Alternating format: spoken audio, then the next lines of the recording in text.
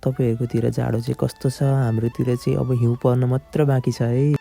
So hello family, सबैजना सन्चै हुनुहुन्छ होला। म पनि एकदमै सन्चै छु। सुरुमा यसरी भिडियो बनाएर बोल्दा त कस्तो अनौठो लाग्ने भने जाडो धेरै बढेकोले गर्दाखेरि गाईलाई आज चाहिँ निकाल्न पाइएको थिएन। त्यसैले पराल खाँदै ग्वालीमै बसिरहेको थियो। बाहिर आएर यसो हेरेको त दाजुभाइ त मस्त खेलिरहेको रहेछन् भने ग्वालीमा गएर यसो हेरेको त आमाले गाईलाई चाहिँ खोलिदिँदै हुँदो रहेछ।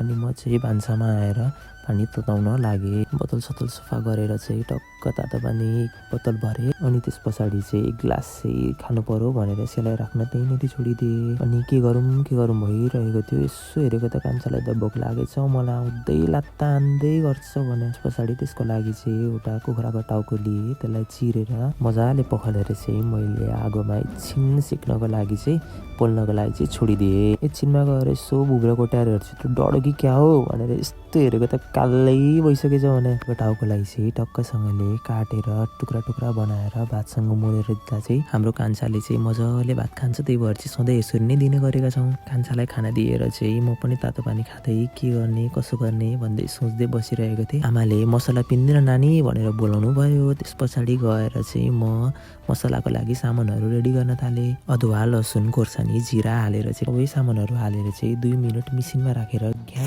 पारेको मात्रै थिएँ कि मसला त यस्तो बवाल भएर निस्क्यो भने हामी नेपालीको बानी नितार पितार सबै हाल्ने छ नि। त्यस्तै गरेर मैले पनि बोतलमा चाहिँ थोरै पानी हालेर चाहिँ घोलघाल पारेर चाहिँ थोरै भएको मसला पनि त्यहाँ खनाएँ। क्लास जानलाई पनि निकै ढिला भइसकेको थियो। त्यही भएर बाइक निकालेर पुसपास गर्न थाल्यो। ठ्याक्कै आमाले खाना बोलाउनु भयो। खानासाना खाएर चाहिँ म पनि अब क्लास जानु पर्यो भनेर चाहिँ अनि माथि गएँ। माथि गएर लुगासुगा लगाएर भाइलाई चाहिँ लुगा लगाएको ब्याग बोकेको भिडियो बनाइदिएन भनेर चाहिँ अनि भिडियो बनाउन लाएँ। अनि त्यस पछाडि भिडियो बनाइदियो। अनि म पनि अब आफ्नो थोप्रा देखाउँदै अब क्लासतिर लाग्नु पर्यो भनेको त 1-2 चोटिमा त बाइक स्टार्ट भएन भने पछाडि बल्ल तल्ल बाइक स्टार्ट गरेर म पनि आफ्नो क्लासतिर लागेँ। हजुरहरूको दिन शुभ रहोस्। Thank you for watching.